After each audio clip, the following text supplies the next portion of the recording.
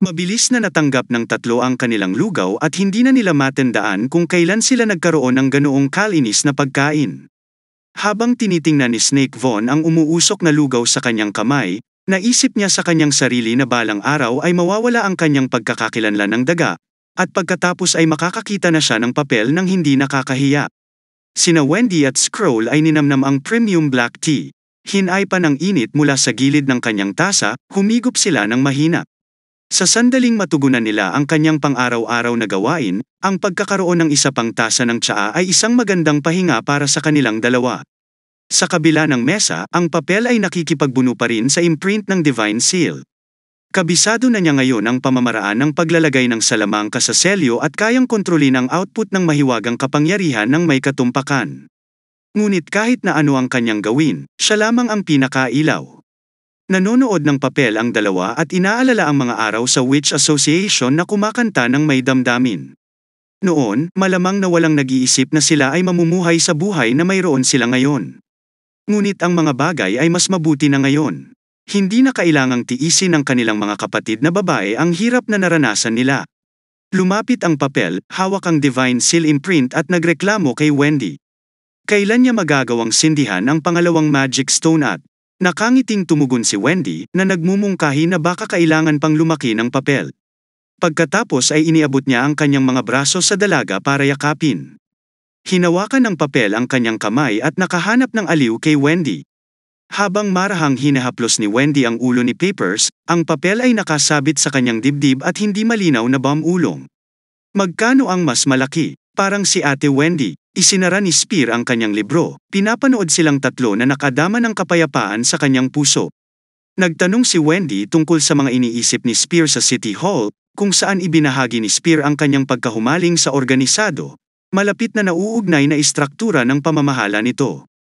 Kung ikukumpara sa pagkakaroon ng ilang mga ministro na pinamamahalaan ng hiwalay, ang pagkakaroon ng City Hall ang humawak, ang mga sweldo ng empleyado ay naging mas maayos ang mga pagbabago at pinahintulutan ang mga karampatang sibilyan na sumali ng walang hadlang.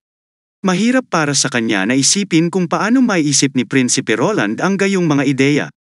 Sa sandaling iyon, isang gwardya ang pumasok sa bulwagan, na naguulat na ang isang residente sa labas ng kastilyo ay nagsabing ang kanyang anak na babae ay nagising lamang bilang isang mangkukulam. Naalala ng gwardya na kapag wala si Prince Roland ay ang mga bagay na tulad nito ay hahawakan ng unyon ng witch. Natigilan ang tatlo, isang bagong gising na mangkukulam. Nagmamadali silang pumunta sa bulwagan kung saan naghihintay na ang dalawang babae. Ang isa ay halatang may edad na, bahagyang nakayuko, at ang isa pa ay mas bata, nakatayong mahigpit sa tabi ng matandang babae. Pareho silang naggalang kay Wendy. Iniulat ng gwardya na nag-claim sila na mga migrante mula sa Timog, na lumipat sa residential area sa loob ng lungsod 1 buwan at kalahati ang nakalipas. Na-verify niya ang kanilang mga ideya na tumugma sa ibinigay na impormasyon. Tiningnan ni Wendy ang dalagang tiyahin sa pinakamaamo niyang tono, tinanong ang kanyang pangalan. Hindi tumugon ang dalaga, naudyukan siya ng matandang babae para sumagot. Ang batang babae ay nahihiyang sinabi na ang kanyang pangalan ay Tag-Araw. Ibinaling ni Scrolls ang kanyang tingin sa babae, nagtatanong kung kay Summer siya. Mabilis na tumango ang babae, binanggit na nasa trabaho ang ama ng bata, kaya dinala muna niya ang kanyang anak. Tapos nagtanong siya, kung totoo, ano ang sinabi ng mga anunsyo ng prinsipe tungkol sa mga mangkukulam na tumatanggap ng gintong barya kada buwan bilang sweldo. Pinaningkitan ng mga Scroll ang babae, habang nilinaw naman iyon ni Wendy. Sa katunayan, kung ang batang babae ay nagpasya na sumali sa Witches Union. Ibinuka ni Summer ang kanyang bibig at magsasalita na sana, ngunit naputol ang babae, tinulak siya pasulong, iginiit na sasali ang Tag-Araw, at tiyak na handang italaga ng kanyang anak na babae ang lahat sa prinsipe at pagkatapos ay nagtanong kung kailan sila makakatanggap ng pera. Hindi napigilan ni Wendy na kumunat ang noo sa sinabi ng babae. Hindi mahirap matukoy mula sa kanyang tono, ngunit tila tinitingnan ng babae ang kanyang anak na babae bilang paninda at ang unyon ng mga mangkukulam bilang isang lugar upang aliwin. Pinipigilan ang kanyang sama ng loob, mahinahon siyang tumugon, sinabi sa babae. Kasalukuyang dumedalaw ang kanyang kamahalan sa mga opisyal na gawain sa kuta ng Chengdo. Hindi sigurado kung kailan siya babalik. Higit pa rito, ang pagsali sa Witches Union ay nangangailangan ng ilang pagsusuri at pagsubok. Maaaring hayaan ng babae na manatili muna sa kastilyo ang dalaga hanggang sa bumalik ang kanyang kamahalan upang magpasya. Natuwa ang babae, tinapik niya ang ulo ng kanyang anak at sinabihan siyang kumilos ng maayos. Tinawag ni Summer ang kanyang ina, may gustong sabihin pa, ngunit tumalikod na ang kanyang ina at naglakad palayo. Humakbang si Wendy para hawakan ang kanyang kamay, marahan niyang tiniyak na huwag mag-alala. Ang unyon ng witch ay hindi tulad ng iniisip ng kanyang pamilya, at hindi niya kailangang manatili sa kastilyo kung ayaw niya. Mahinang tanong ng dalaga kung totoong ang taimtim na tumango si Wendy. Pagkatapos ay pinangunahan niya si Summer sa loob para magpainit. Ang batang babae ay masunuri na sumunod sa kanya sa kastilyo, ibinaba ang kanyang ulo. Sa puntong ito, dumating na rin si Agatha. Nang wala si Nightingale at Sylvie, napunta kay Agatha na kilalanin ang babae. Summer na tumitingin sa mga estranghero ay naging tense. Hinawakan niya ang Green Magic Stone. Binigyan siya ni Agatha at sinagot ang ilang mga katanungan tungkol sa kanyang edad at kung kailan siya nagising.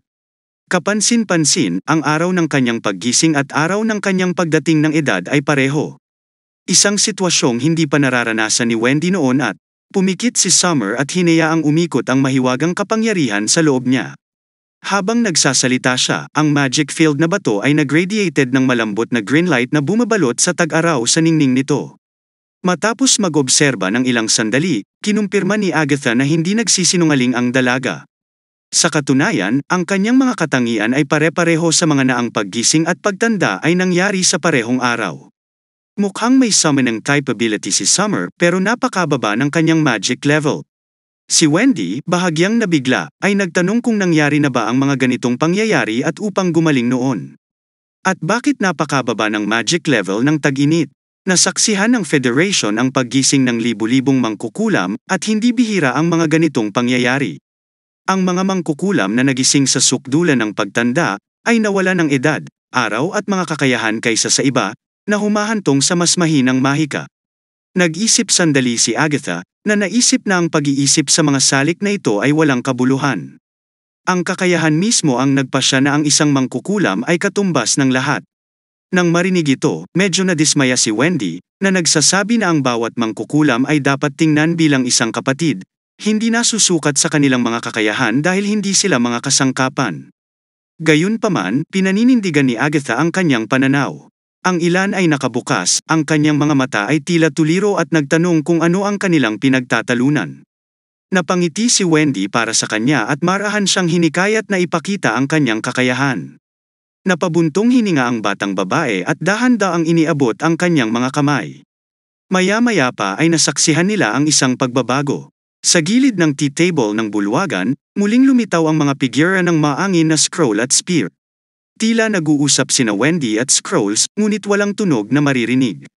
Ang papel, na matagal nang umalis sa bulwagan, ay lumitaw sa tabi ni Wendy at dahan-daang gumapang sa kanyang kandanggan, na nagpapakita ng isang matamis na ngiti. Instinctively, inabot ni Wendy ang isa pa niyang sarili, pero dumaan ang kamay niya sa figure na parang wala doon at matapos mawala ang ilusyon, isang hindi pangkaraniwang katahimikan ang bumalat sa bulwagan. Naubos na ni Summer ang kanyang magic power, at hinawakan siya ni Wendy mula sa likod para pigilan siyang mahulog. Dahan-daang binanggit ni Agatha na ang kakayahang lumikha ng mga ilusyon ng grupo ay medyo bihira. Alam niya sa kanyang panahon sa Federation na hindi bababa sa 2 tao ay may katulad na kakayahan, isa sa kanila ay isang mataas na ranggo na mangkukulam. Pinaupo ni Wendy si Summer at pagkatapos ay tinanong siya kung ilang beses niya magagamit ang ganoong kakayahan sa isang araw sa anong tag-araw. Malambing na sumagot ng 2 o 3 beses. Hindi na intindihan ni Summer ang maraming terminong tinatanong at metigang mag-scroll, ipinaliwanag ang mga ito sa kanya. Ang ilan ay marahang tumango. Ngumiti si Wendy sa tag-araw, sinabi sa kanya na tuturuan siya ng mga ito ng dahan-dahan sa hinaharap. Pagkatapos ay ginamit muli ni Wendy ang kanyang kakayahan sa parunggit ng buong lakas. Sa pagkakataong ito ang eksenang ipinakita ay 1 araw at kalahati na ang nakalipas. Ang mga lampara sa bulwagan ay sinindihan at ang Sisters of the Witch Union ay nagsasaya sa hapunan sa mahabang mesa. Itinala ito ni Wendy at Scrolls at nagplanong hayaan ang kanyang kamahalan na magdesisyon. Gayunpaman, ang Scroll, na palaging maingat, ay nagmumungkahi na ang tag-araw ay hindi maaring manatili sa kastilyo bago bumalik ang Nightingale upang makakita ng mga kasinungalingan. Alam ng mga scroll na ang posibilidad ay napakaliit. Ngunit huwag kalimutan, ang kanyang kataas-taasang Roland ay ang taong hindi nila kayang mawala, at ang kanyang kaligtasan ay mas mahalaga kaysa sa anumang bagay sa unyon ng witch. Naintindihan din ni Wendy kung saan nanggagaling ang mga scroll. Umalis ang dalawa sa kastilyo na may tag-araw. Pagkalabas ng kastilyo, biglang naging mas masigla ang dalaga at nagsimulang hawakan ang kamay ni Wendy, nagtanong pa tungkol sa mga mangkukulam at sa Panginoong Diyos. Nasiyahan si Wendy sa kanyang kuryosidad sa pamamagitan ng isa-isang pagsagot sa bawat tanong. Summer, pagkatapos ay nahihiyang ibinaba ang kanyang ulo at sinabing narinig niya na ang Panginoon o ang kanyang kataas-taasang prinsipe ay isang napaka-nakakatakot na tao na nagpapahirap sa mga babaeng nakapaligid sa kanya araw-araw at nang marinig ito, parehong nagulat si Wendy at Scroll. Hindi katakataka na takot si Summer sa prinsipe. Sabi ni Wendy, "Chismis lang yun at hindi totoo. At ang prinsipe ay napakabuting tao." Hindi nagtagal ay nakarating na sila sa maliit na lugar kung saan nakatira ang pamilya ni Summer at ang nagbukas ng pinto ay ang nanay ni Summer. Nang makita ang tag-araw, ang kanyang ina ay mukhang naguguluhan, na iniisip na ang kanyang anak na babae ay maaaring gumawa ng isang bagay na mali, kaya ang kastilyo ay hindi gusto sa kanya. Sinabi ng mga scroll na maaari nilang lagdaan ang kontrata kapag ang kanyang kamahalan ang prinsipe. Ang babae ay tila hindi pa rin naniniwala, iginiit ng mapilit na ang tag-araw ay medyo mapurol, ngunit napakahusay na kumilos at handang gawin ang lahat para sa prinsipe at naramdaman ni Wendy ang pag-akyat ng galit sa kanyang puso, ngunit napigilan siya ng mga scroll bago pa siya makapagsalita. Hanggang sa inilabas ng mga scroll ang isang piraso ng gintong barya at iwinagayway ito sa harap ng babae. Seryosong sinasabi sa kanya na isang ang mangkukulam ang kanyang anak at maaaring pumirma ng kontrata kapag bumalik na ang kanyang kamahalan. Ito ang sweldo para sa unang buwan, at inutusan niya ang babae na siya na ngayon ang nag-aalaga ng tag-araw sa ngalan ng kanyang kamahalan. Mabilis na tumango ang babae at sinabing aalagaan niyang mabuti si Summer. Pag-alis sa kapitbahayan, hindi na napigilan ni Wendy ang inis sa kanyang puso at tanong kung bakit ibinigay ng mga balumbon ang pera sa gayong tao. Dapat kay Summer mismo. Diretso ang sagot ng mga scroll, tinanong si Wendy kung sa tingin niya ay mapapanatili ng tag-araw na ligtas ang gintong baryang iyon. Kung hindi maaga o huli, mahuhulog ito sa mga kamay ng kanyang pamilya. Kung magagawa niya, maaaring mas masahol pa dahil maaaring ganap na makita siya bilang isang tagalabas. Sa kabaligtaran, sa pamamagitan ng direktang pagbibigay nito sa kanyang ina, si Summer ay hindi magkakaroon ng anumang pasanin, at marahil ay maaari pa nilang tratuhin siya ng kaunti dahil dito at marami pang araw na darating. Kung ang isang bold na barya ay maaaring ipagpalat sa isang mas komportableng kapaligiran sa pamumuhay para sa tag-araw, maaaring hindi ito isang masamang deal. Naisip ito ni Wendy at napagtanto na tama ang mga scroll. Masyadong simple ang iniisip niya. Si Wendy ay nasaraan ng loob sa sunod-sunod na mga pag-urong, malungkot na iniisip na marahil ay hindi siya ang tamang tao na mamuno sa unyon ng witch at ipinahayag ng kanyang kamahalan kay Wendy ang kanyang mga halaman upang gawin ang Witches Union, isang independenteng organisasyon kung saan si Wendy ang namamahala. Gayunpaman, walang kaalaman si Wendy sa kanyang kamahalan at hindi siya maaaring maging maalalahanin gaya niya at pagdating sa pagharap sa mga panganib at insidente, hindi siya makatwiran at mapagpasyang gaya ng scroll. Hindi nakita ni Wendy ang kanyang sarili bilang isang angkop na pinuno. Para bang nakita ng scroll ang kanyang mga iniisip na nagsasabi na walang ibang nagmamalasakit sa kanila kaysa kay Wendy. Seryosong tumingin si Scrolls kay Wendy at ngumiti, sinabing matapos maranasan ang mga asosasyon ng mga mangkukulam na pinamumunuan ni Hak-Ara, napagtanto niya na ang isang pinuno na tunay na nagmamalasakit sa mga mangkukulam. Anuman ang kanilang mga kakayahan at handang ilagay ang sarili sa posisyon ng maraming kapatid na babae ay ang pinaka mapagkakatiwalaan. At iyon ay isang bagay na hindi mapapalitan kay Wendy. Sa labas ng kastilyo, narinig ni na Wendy at Scroll ang malayong mga tinig ng kidlat at Maisie at ngumiti. Alam na bumalik ang kanyang kamahalan. Pagbalik nila sa kastilyo, nagtipon na sa bulwagan ang mga mangkukulam na nakarinig ng balita. Bahagya pang lumakad si Roland sa pintuan, hindi pa. Ang pagkakaroon ng pagkakataon na tamasahin ang matagal ng hindi nasagot na init ng ang isang mainit na katawan ay nakayakap na sa kanyang mga bisig at naamoy ang pamilyar na pabango mula sa mga hibla ng buhok. Ngumiti siya, tinapak ang kanyang ulo at sinabi kay Ana na nakabalik na siya.